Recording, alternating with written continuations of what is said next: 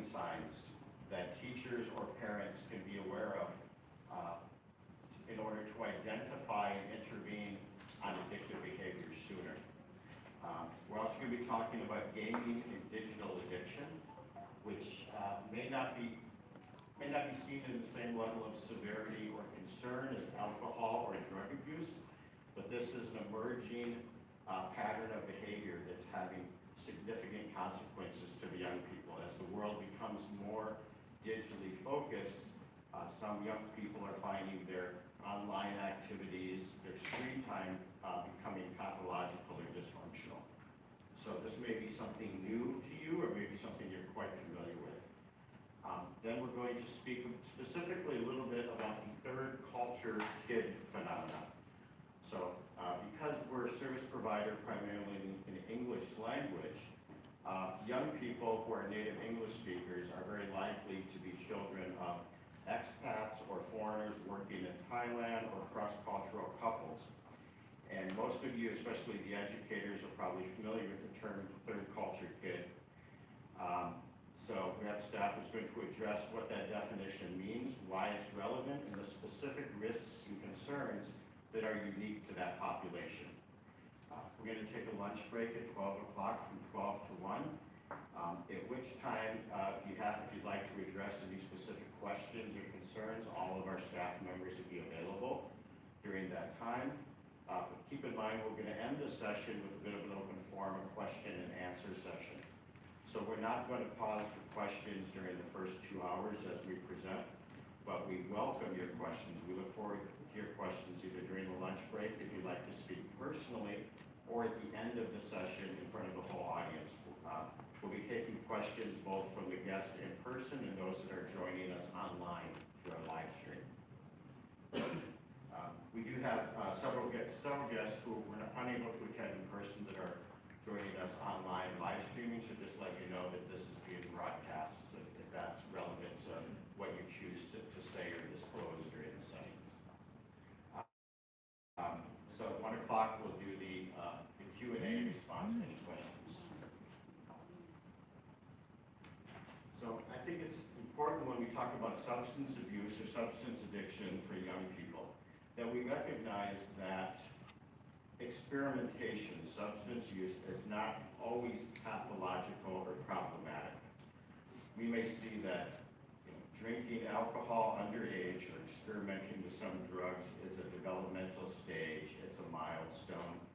Many of you might have had that experience in your younger days and might see it as a rite of passage as a child grows up. So first of all, we recognize that not every young person who experiments with drugs is going to become addicted or it's going to become a dependency. Probably 80% of young people who experiment with chemicals will eventually grow out of that. They'll focus on their education, their career.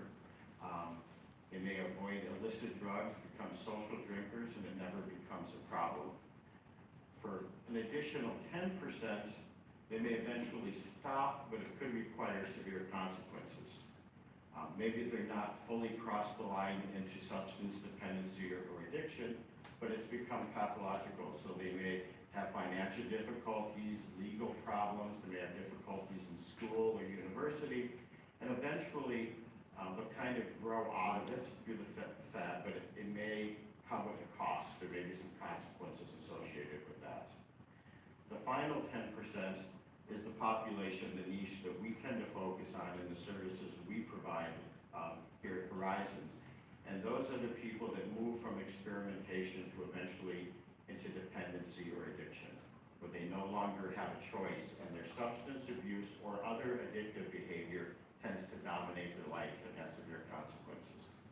So we'll talk a little bit more about the definitions, but I want to keep it a little bit fluid. I don't want to focus on the semantics. We know if something's problematic, even if there's different definitions for different types of scenarios.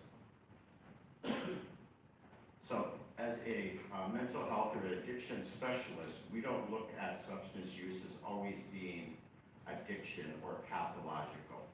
So, we look at it on a continuum. When we're speaking to a potential client or a parent, or we're doing an assessment, Not everybody that sits across from us is going to qualify as an alcoholic or a drug addict or an addict with digital addiction, that type of thing.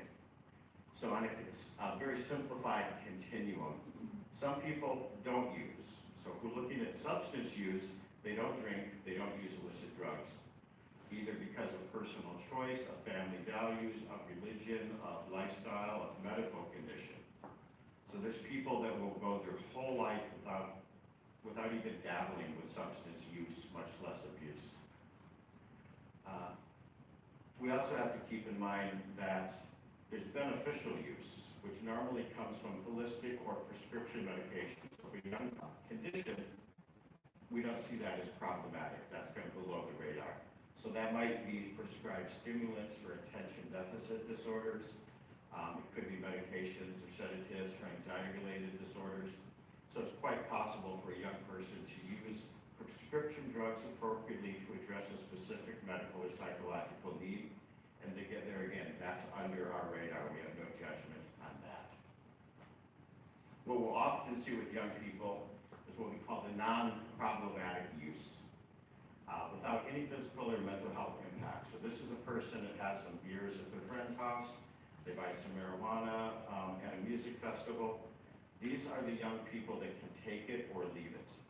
If there's an opportunity, if it seems to be appropriate, if it's the right environment, they may indulge in a chemical even if it's illegal or if they're too young to legally use this chemical, but they're not driven. It lacks the obsession and compulsion. When they're not using it, they don't think about it, they don't seek it out. They have not learned to be dependent on that chemical in order to function. So the majority of young people will probably stop at this phase. Their substance use will not get any more serious. Problematic use is when patterns and types of use that have a higher risk in physical and mental health impacts. So think about problematic use is when consequences start to occur in relationship to the substance use. Okay. If you get picked up by the police, that's problematic. If you do poorly in school because you're hungover during finals or because you didn't study enough because you're partying, that's problematic. If you fall down and get injured because you're under the influence of a chemical, that's problematic. So problematic use is often when the first red flags or warning signs pop up. This does not mean that the person's a drug addict or an alcoholic. It means that their use is starting to create consequences that hopefully an adult in their life, a parent, an educator, a counselor will start to recognize and address. Problematic use can progress into potentially harmful, episodic use that may be leading to harmful impacts. So this, we may see things such as using in isolation. It's no longer a social tool. They're seeking out chemicals, using it as a coping mechanism, self-medicating. When I'm depressed, I take this chemical, it makes me happier. When I'm anxious, when I'm experiencing anxiety, this chemical helps relax me.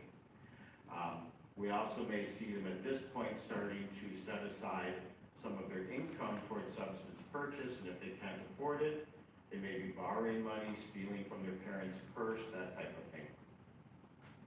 Finally, when we get to the final stage, substance use disorder. There's certain criteria. So as psychologists and addiction specialists, if we're sitting down with a potential patient, there's many different tests, there's surveys, there's criteria. How often do you use? What kind of consequences do you face? Are there withdrawal symptoms? Is it impacting your ability to function in your daily life? Is it affecting relationships with friends, with family, academics, work? So when we get to substance use disorder, we normally become a bit more clinical. We'll give some tests, we'll determine if they've met that criteria, if it's in the early stage, middle, or late stage. And that gives us the option to suggest different types of interventions to the parent or the caregiver. But most clients, most patients and services often recognize by the time they get to this point, they know in their heart, they know deep down, I have a problem. They don't need to see a piece of paper to convince them.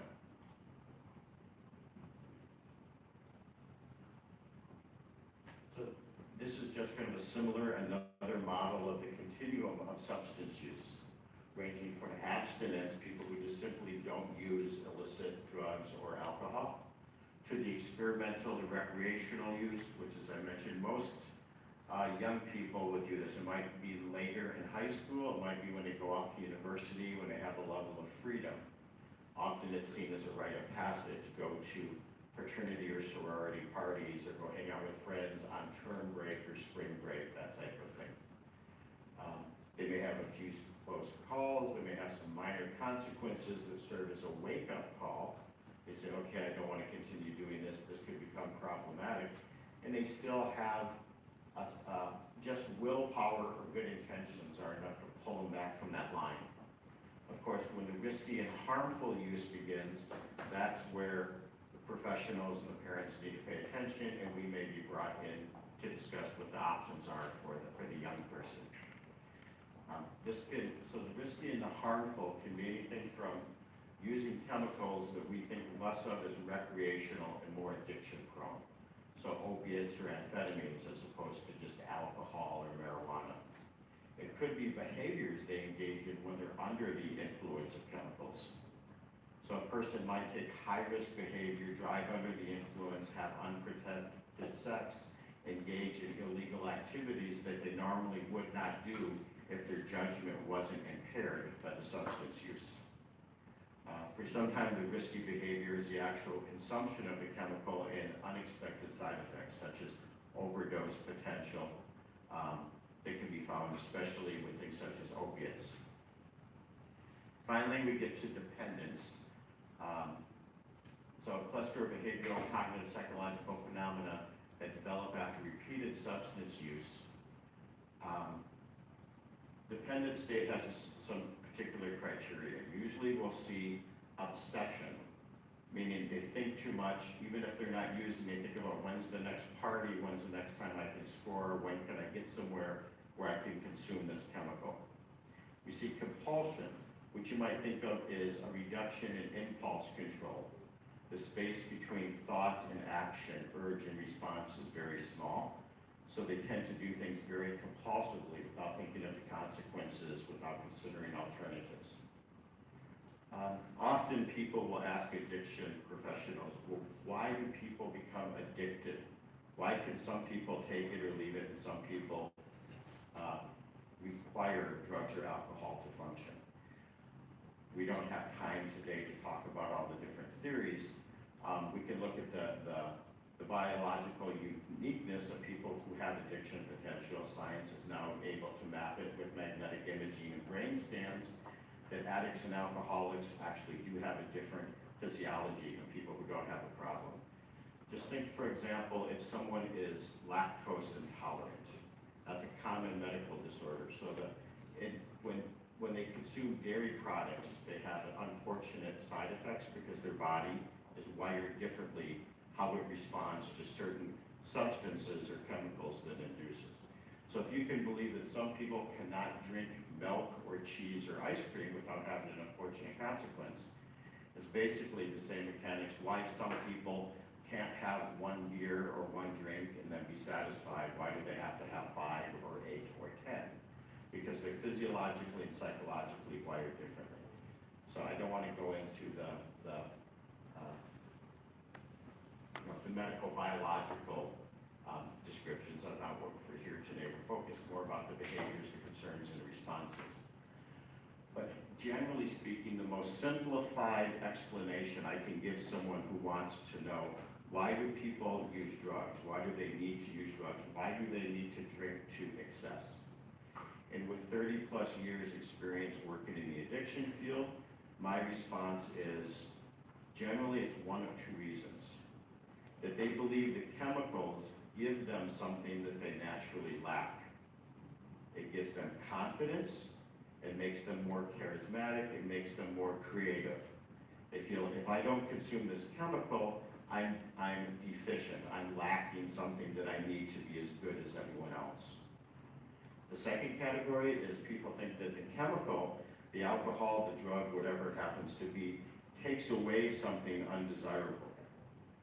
It takes away my fear, it takes away my insecurity, it takes away the bad memories of things that happened to me that I don't want to think about.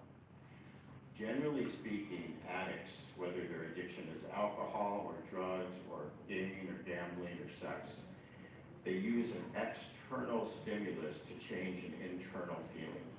That I need to engage in this behavior or consume this item in order for me to be okay.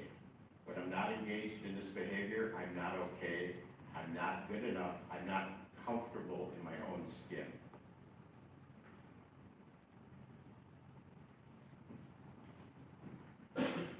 So just to kind of summarize and compare, what's the difference between normal, expected experimental use and addictive behaviors? So substance abuse can appear casual, while addiction usually exhibits more serious symptoms.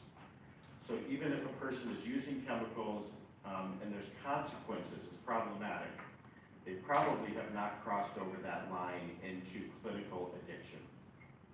Addiction is nearly always associated with withdrawal symptoms. If a person's a casual user, they may have mild hangovers. They don't have a physiological response in the morning that they need to consume more of the chemical in order to maintain physical homeostasis or their body's balance. Addiction usually has definitely a psychological dependency, but also a physiological dependency, as the body tries to absorb the chemical and adjust the physiology to accommodate that drug or alcohol, which means once you're not taking it, once you're not using it, the body recognizes that there's something missing, and that's where withdrawal symptoms tend to come from. Usually in order to experience withdrawal symptoms, the person has to use a certain amount or for a certain duration for the body to start anticipating and needing that chemical to function. Addiction is considered a mental disorder, while substance abuse is not necessarily a diagnosis. So a lot of terminology criteria in the mental health field is often driven by insurance companies or funding. For example, if your child has a substance abuse problem, you went to your insurance provider and their assessment said, oh, they have a substance misuse or abuse. They're mild. The insurance probably would say, we can't really cover that. That does not meet the criteria that requires our intervention. Where if they have an addiction diagnosis, it's more likely that it's going to be seen as a pathological disorder, whether it's physical or mental. Substance abuse alters the brain briefly, while addiction alters the brain permanently. So if you're the typical experimenting young person, they go to a party, they smoke a joint, they get the euphoric feeling, the side effects of the THC, but the next morning they go back to baseline, the brain goes back to normal functioning. Consistent and frequent substance use normally results in kind of a remapping of the brain pathways, not just the hardware, not neurological, but also the software, how the mind works, how they interact with their environment, how they perceive the world around them. So people that are experimenting normally don't have any long-term or permanent changes. Those that become dependent or addicted, it's not just the behavior, it's the way they process information, their body feedback, both biological and psychological.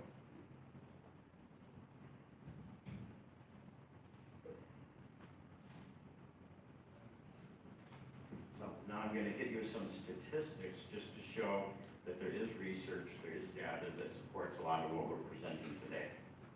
So this is just a graph, came out in 2020, looking at 8th graders, 10th graders, and 12th graders, and was a survey based on their alcohol consumption, alcohol use.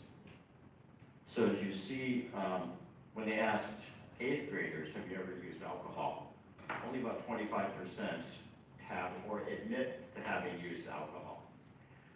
The older the child, the more likely the numbers are going to be. When we go to, let's say, the middle, the past month if you consumed alcohol, remembering that all of the subjects of the survey were underage, therefore not legal to consume alcohol. We see the 8th graders as low as 10%. You might see that as a low number or a high number based on what your expectation is.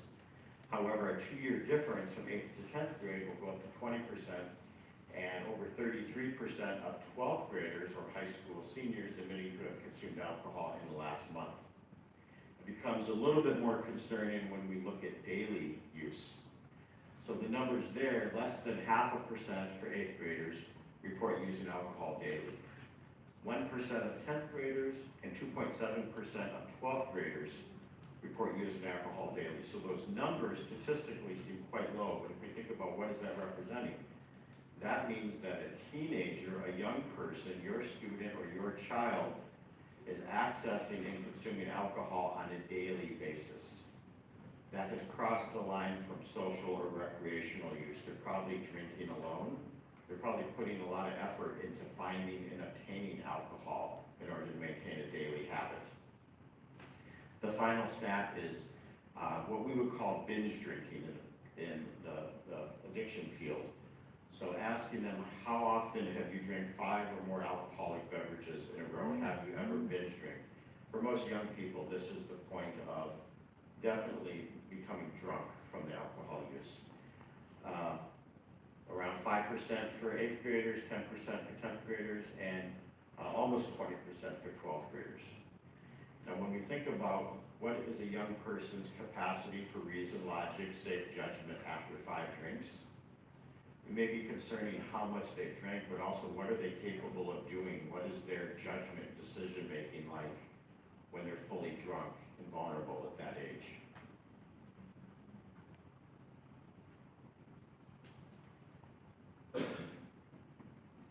So the following kind of gives an example when we talk about alcohol and other drugs. What are our teenagers using? This data is kind of global, it's worldwide, it's not specific to Thailand. But to give you an idea of what are the go-to substances for young people, this graph does not show alcohol. Alcohol would normally dominate or be at the top of any kind of survey such as this. So going after alcohol, asking people what they've used, I believe the survey was in the last year.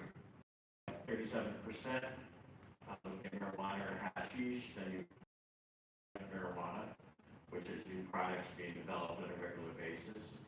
Then it goes down to prescription to things that can be found over the counter, under the counter, or prescription, whether they're buying that off the street or manipulating physicians to get prescriptions for it.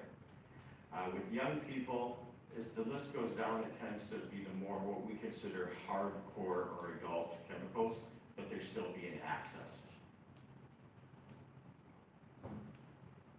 What's concerning here in Thailand is basically every mind-altering drug in the world is available in Bangkok. The vast majority are produced within the region. So in another survey, this is about 10, 11 years old. 1 in 9, about 11% of young people have used prescription drugs non-medically within the past year. Right? That can be narcotics or opiates that they use for the high. It can be stimulants such as Adderall or Ritalin that they're using to stay awake, or perhaps even to help them study for finals. They might think that there's a functional use of it. But these are those who use prescription medications for uses other than they should be prescribed for. Going along with that, 25% of young people who began using drugs at age 13 or younger met clinical criteria for addiction sometime in their lives. So if a 11, 12, 13-year-old is experimenting with drugs at that age, there's a significant possibility that that's going to develop into or turn into a long-term substance abuse or an addictive behavior. Generally, the younger the person starts, the more vulnerable they are, the more that behavior becomes normalized, and the higher risk they are to meet the full-blown criteria for addiction. The following is data that comes out of the United States, and this is not for scare tactics or shock tactics, but just to show you how significant this topic is. This graph shows overdose deaths related to substance use going back about 20 years. So the blue line here is cocaine-related deaths. Back in the 80s and 90s, cocaine use is probably considered the most dangerous or problematic drug. but we see that these days cocaine does not, it does result in deaths in young people, but it's not the dominant substance. The gray line near the bottom is heroin-related deaths, which often has a stereotype or a stigma attached to it.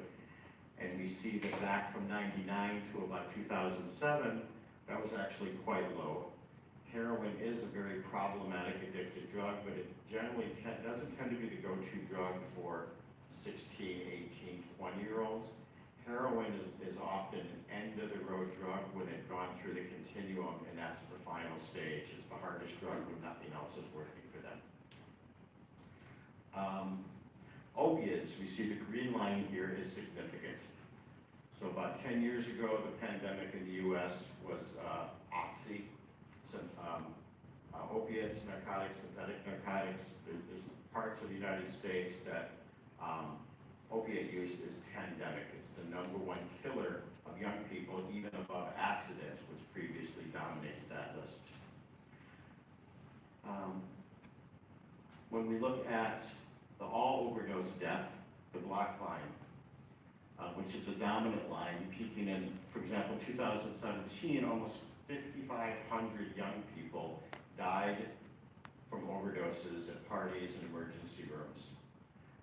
Predominantly from alcohol overdose, from opiate use, and as many of you may be aware of now, the emerging threat and danger in the West is a drug called fentanyl. Okay. Just by a show of hands, who's heard the word fentanyl? Right. So, fentanyl is probably the most powerful, the most concentrated narcotic or opiate that's available today. For a long time, it was quite controlled in medical environments. It's a prescription drug. It wasn't invented as a recreational or an illicit drug. But once people started to recognize how powerful it was, addicts, especially maybe heroin addicts, using oxy, morphine, fentanyl was the next level, the next stage. It takes a very small amount for an extremely intense high. So the problem that we're seeing in the West, in the US, in the UK, parts of Western Europe, even in Australia, we're seeing a big spike in fentanyl addiction and fentanyl overdoses. But what's more concerning from my perspective as an addiction specialist is the majority of those people are not what we consider fentanyl addicts. A lot of people are having overdoses or even dying or having physical complications from fentanyl when they were not aware that they were consuming fentanyl. So there's a trend right now for drug dealers, because fentanyl is so concentrated, a few grains of the drug can result in a very high, very powerful high resulted to it, that a lot of drug dealers are lacing chemicals with fentanyl, cocaine, hashish, mixing it with ecstasy, other drugs. So whatever the natural high you get from the drug consumer is more likely to come back to you as a source, because your drugs are better than everyone else's drugs. The problem is if a young person's thinking that they're taking a relatively safe or mild drug that's actually laced with fentanyl, they're getting much higher than you anticipate, and if their body is not ready to accommodate and assimilate that chemical, the overdose potential is much higher. This fentanyl abuse is very much in the front pages in the US and in the UK. It's just this year starting to show up being smuggled into Thailand. There hasn't been a lot of cases of young people being found with it or people going to the hospital for fentanyl overdoses. But the industry prediction is that within the next 2 or 3 years, fentanyl will probably overcome yaba, ice, and a lot of the other local drugs as being the main concern in the medical profession. So now we've talked about what is abuse, what is dependency, what is addiction. Hopefully the next question will be, well, how do I know? What are the red flags? What are the warning signs? When should I be concerned if my student or if my child or if my patient is displaying some of these warning signs? So as I mentioned, the previous slides talked about substance use internationally or globally.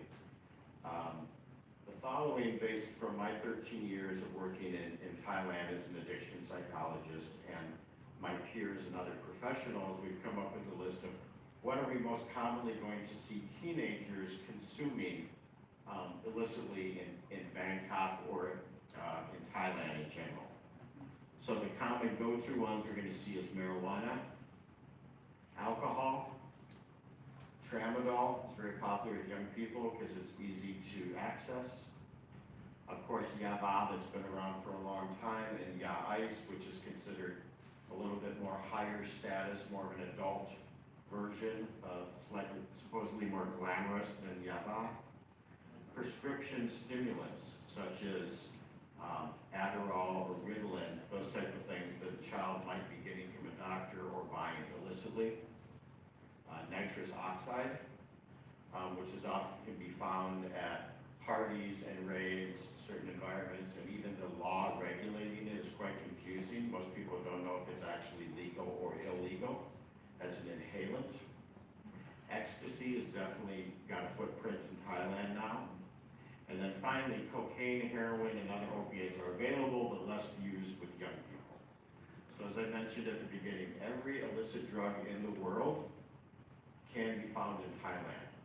Some of them are a little bit more niche, but we've seen things geographically specific, such as khat, which is a stimulant plant in Northeast Africa, normally found in Somalia and that region, can be available in Thailand if you look for it. About the only significant drug that's not produced in the region but is available is cocaine. And some professionals say we don't really worry about cocaine because it's not easy to get. Most people see that's pretty much, the Satong, the Tonglo, the high-end, the high-sub crowd use cocaine. The reason from an addiction professional standpoint that cocaine is concerning, especially with young people that are experimenting. Oh, I saw Scarface last night, now I want to try cocaine, that looks so interesting and glamorous. Is that because cocaine's not produced in the region, it's imported generally from South America. And it might leave South America 90–95% pure. But there's no way to know how many different distribution hubs cocaine goes through before it gets to Sukhumvit. So a person might be using cocaine that's 10% cocaine, 90% baby formula or laxative, or what we call cut, non-mind altering chemicals.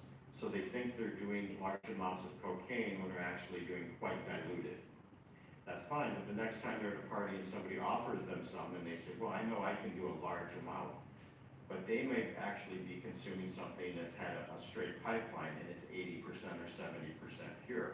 So that same line of cocaine that they did last week with little effect could result in cardiac arrest, could end them in the emergency room.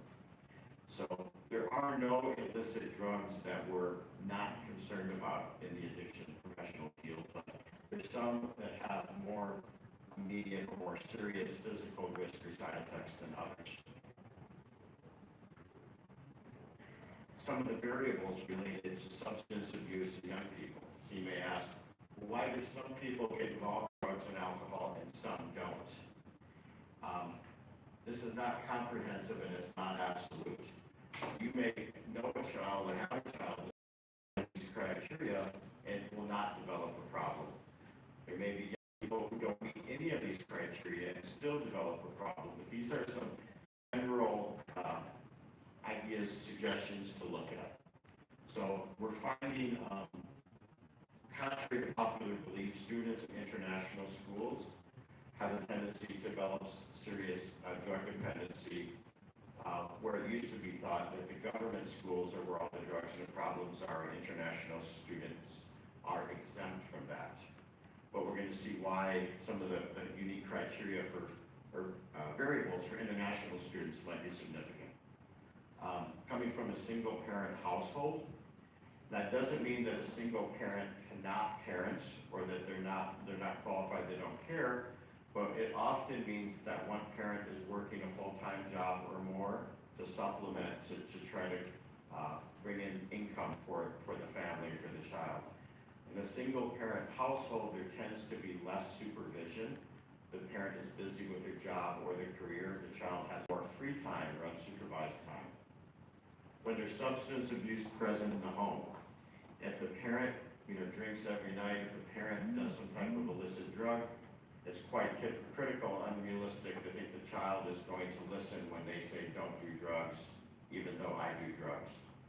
So there is a fairly high correlation between parental substance abuse and child substance abuse.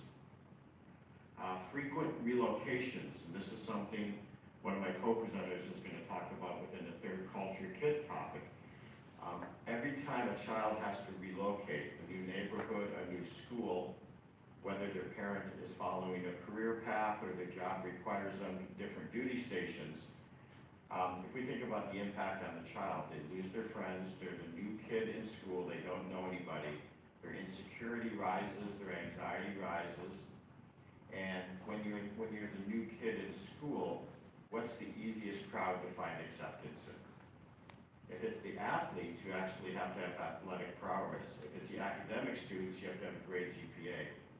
But if it's what we used to call the stoners or the heads, the kids that smoke marijuana in a parking lot and go down to Cowson Road on the weekend, all you really need is 200 baht and willingness to join their behaviors to be accepted. So frequent relocation is often associated with substance abuse in young people. Secondary pathology such as depression disorders, mood disorders, anxiety can often be related to substance abuse, and normally because the child tends to self-medicate. They don't like the way they feel with the condition they're under, so they find a chemical that alters that feeling to try in an attempt to try to feel better, feel good, to feel like they think everyone else feels all the time. Excessive unsupervised time. If you go to work in the morning at 8 o'clock and you don't see your child till you come home at 10, and you're just assuming between the time school ends and bedtime that they're being responsible and appropriate and not getting up to any kind of mischief, that might be making the opportunity for them to act out a little bit too easy. Excessive disposable finances. This is something that we tend to see more in the international school students than the government. And the reason being that, generally speaking, students at international schools come from families with a higher socioeconomic status. They have higher allowance, they have access to more money. So where a government student experimenting with drugs might be limited to the opportunity. Who's got some, where can I find it? A student who has a large disposable income may say, well, I know who to call, I can get it whenever I want, because I have the money to buy it. Finally, lack of hobbies and interests. And we see a strong correlation between young people that are focused, that have goals. I know where I want to go to university, I'm into athletics, I'm into art, music, dance, I have a passion, I have a hobby, thing that really matters to me. Those people are less likely to become involved in substance abuse because they recognize that's going to be a distraction, it's going to interrupt their goals. And often they get their self-esteem, they get their self-identity, their validation through their extracurricular, through their academics, through their sports. Young people that have no passion, have no hobbies, all their time is sitting around in front of YouTube, are more likely to seek external validation, something that's going to make me feel good about myself.